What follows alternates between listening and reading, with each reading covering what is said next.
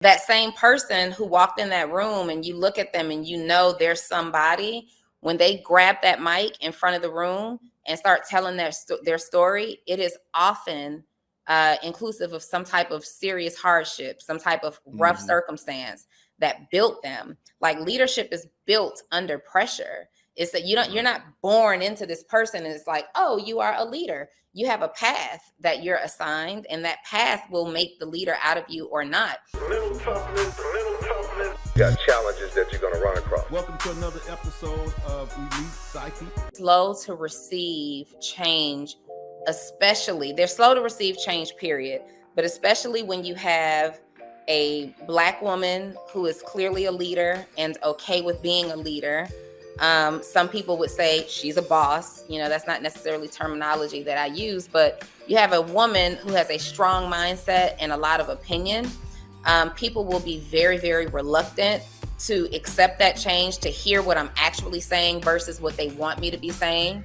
And to the Social Proof podcast, I bring a lot of the business acumen. Like, I am the business coach. David is the creative, and he for sure certainly understands business, but I just understand business at a higher level. So when we're having conversations with entrepreneurs and they want to learn about scaling their business, they want to learn about different strategies, we work very well together. David and I are complementary. It's not even so much about he brings this and I bring that. We complement each other very well because we have very similar strengths, and we also have very similar weaknesses. Yeah, right. For sure. So you saying you're not a boss bitch? No, I'm not. I don't ever. And hear me out. I am a boss. I am a boss because I am a woman who runs a business and I have employees. And the thing that irritates me about people who have a problem with a woman proclaiming herself being a boss is they don't have the same problem when they pull up into their job and they're running a few minutes late and they're like, oh, shoot, let me hop off the phone. I got to call my boss and tell them that I'm running a few minutes late. You're okay calling these white people your boss, but you see a strong, beautiful Black woman who's single, and it must be a problem. It must be problematic that she's a boss. No, I actually have a business and I have employees. So in that sense, I'm a boss. But what society means by the boss bee and all of that stuff, I'm not that girl. Like, I have no desire to be in control of anybody. I provide opportunities for people and I lead them and navigate them through those opportunities. Okay. What would you say that makes David successful in your eyes? What do you think? What is his? I think he'd have to answer that, but David is an amazing person. I think that he's genuine and he's authentic, and he sincerely cares about people.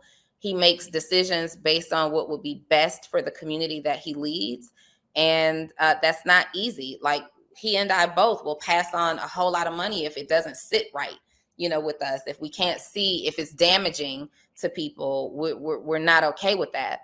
And David is a gifted connector of people. He knows how to connect people together who need each other and who can leverage each other for success.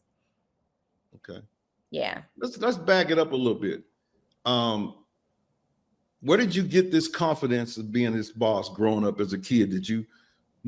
Somebody in your family, or where did it come from? Are you the only one in the family that operates the way you operate, or? So I don't have confidence in being a boss at all. Being people's employer makes me nervous every single day, and we're still figuring it out. But I am confident in being an entrepreneur. I am confident in my ability to try things. I'm never afraid. And even if I am afraid, I do things scared anyway. Like, I believe in me. I don't believe in a title of what people want me to be. And that confidence probably comes from my upbringing. Like, my mom and my stepdad enrolled me in every opportunity I got to learn and to display what I've learned. I went to school and was in all of the summer programs. So I was constantly having to meet new people every single summer. I didn't get to lay in the bed and hang out with the same friends. I had to get out there and network and meet new people in other states far away from home. The typical girl stuff, dancing and cheerleading and gymnastics. Like, we did all those things.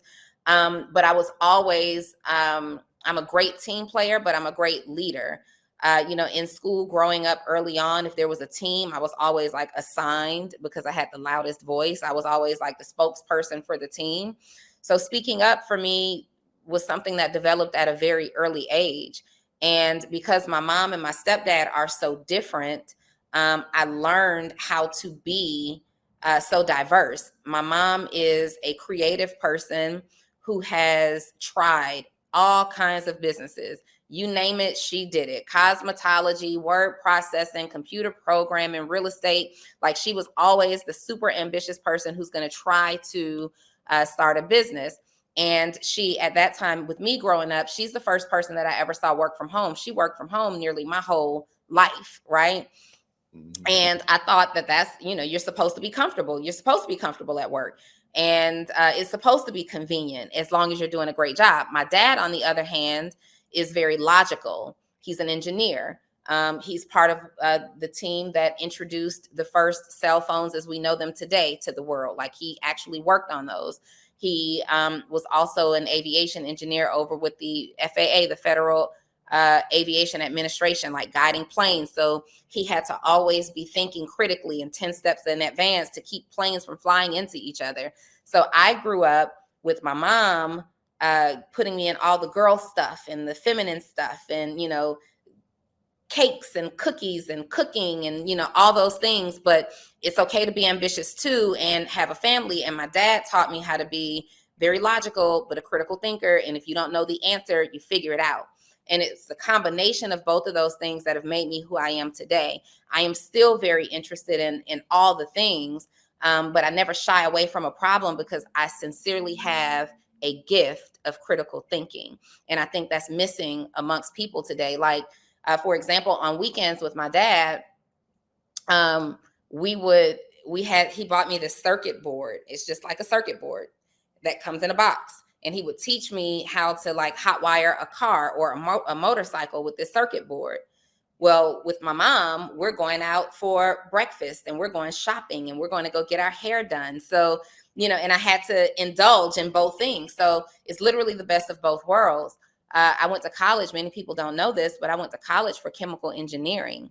That was my strength. My favorite subjects were chemistry and calculus. Like, I got off on learning how to solve problems. And that has carried into who I am today. I am a problem solver. When Olivia Pope came out on TV, I'm like, for the first time ever, I see a representation of who I am. You know, I never watched that show. I'm gonna have to go back and watch it and see if, you know, if I see that in you. Because, for sure.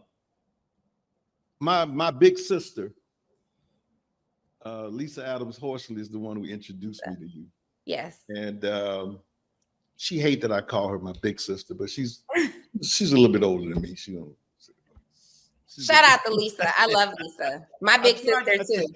I tried to get her to pop on and at least say hi. No, that's y'all thing you're doing. I don't want to interrupt. I said, okay. You know how she gets though. But when I met you through her, I saw those leadership skills right away. I've been doing it for a long time, and I meet people all the time who talk a good game, but you know, the way you handle yourself with the group of people you had, you know, you were the leader. You know, sometimes people try to put, you know, their group on you. Now, there's a point that you have to do that, you know, you're doing edification and all that. But when somebody handles their group, does their meetings, does the calls, train them and all that, that's a rarity. I'm just telling you, over the years, I've probably met, Lisa's one of them, but I probably met maybe 8 or 9 actually ladies that would just grab it like that and do it. I'm not saying everybody is not doing it, but I'm just saying the ones that I've dealt with. Yeah. So I have to commend you on that and the work ethic. You know, I saw you would, you know, put the work in. You really was that grinding person. Now, let me ask you this question. So we kind of like in the same ballpark. Do you think leaders are born or are they developed? Both. You can't give me both. You gotta give me one. I think it's both. I've seen evidence of both. I think experience turns you into a leader more than anything. I have seen evidence of people being born into highly powerful legacies, highly powerful bloodlines. And we see it every day. We see it on TV, and their children take it and they do nothing with it. They inherit the title of leader, but they don't inherit the core values and the characteristics of what it means to be a leader. And I have seen people who are born into families. I have a friend that was born into a family where mom and dad were both addicted to crack his whole life. He did not have any examples. He was in and out of school, graduated super late, and his experience made him a leader. Once he became of age, he had to take control of his life. And now that translates into who he is as a businessman today. So I honestly think it's both. I think some people are born leaders, but that's because they're born into situations that allow them to experience leadership in a healthy way. And I think others, through experience, can be taught how to be leaders. So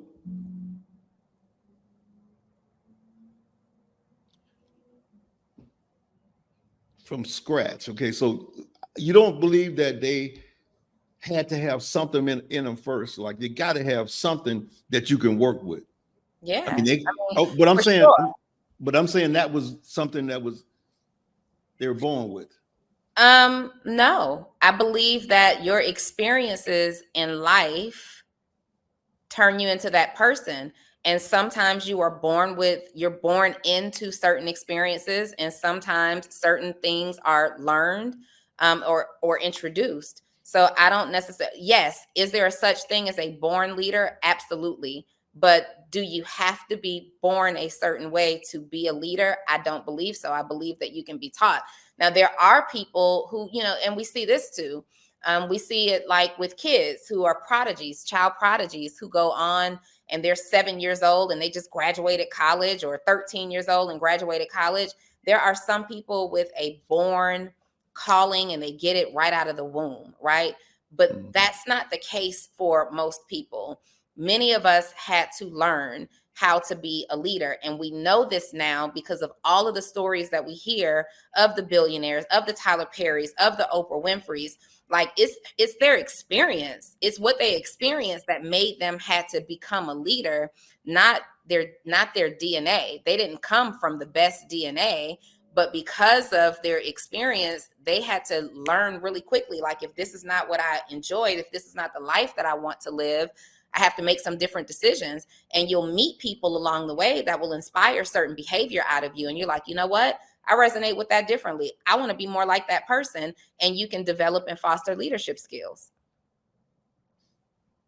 So I've seen this where somebody has the leadership skills, they have the leadership ability, and they can come to a company and they can do anything because of that leadership skill level they have, the confidence they have, the swag that they have. They don't really have to know anything about the product as much. Yeah. But because of that, people pick that vibe up when you walk in the room. It's kind of like who was it? Earl Nightingale had this cassette tape back in the day called The Man on the White Horse. Mm-hmm. And it's like that person that comes in that room with that confidence is like the person on the white horse. They stick out. You don't know who they are. You don't know what they're doing, but it's almost like it's a swag, it's an aroma that follows them that you bring into the room, and that that person can be successful.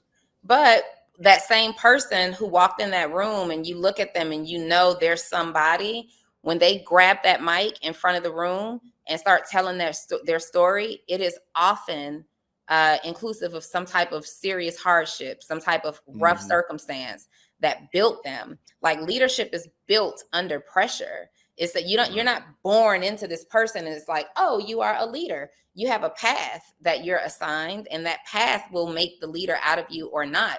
We don't hear a whole lot of people in leadership that had silver spoon lives, right? People, and it's not to confuse leader with successful or leader with rich, right? We're talking about leaders, somebody who can influence the group of people to make decisions, somebody who knows how to control an organization, and someone who typically makes conscious decisions to the benefit of the people that they are leading. That's who I'm talking about. And when you hear those stories, I can't think of any where it didn't involve some type of trial and tribulation, some type of chaos, some type of trauma. And so I say it again, I believe those experiences developed the leader in them, just like some of those same experiences can develop the non-leader in you. There are people who will succumb to those experiences in a very negative way, while there are others that will say, you know what, I got to do something different. I know this isn't right. I am going to read all of the books. I am going to, all you have to do is show me evidence that something works. I am that person. I don't know. I don't know about half the products. Like when the last company that you and I were in together, I didn't use them, didn't want them. I don't care. And if you show me that it works for somebody else, before my first box of packages came in, I already started building a team. There are just some people who are like that. But I also make sure that you like and subscribe and hit the all button and all that kind of stuff, because we're going to have a lot of good interviews on this podcast.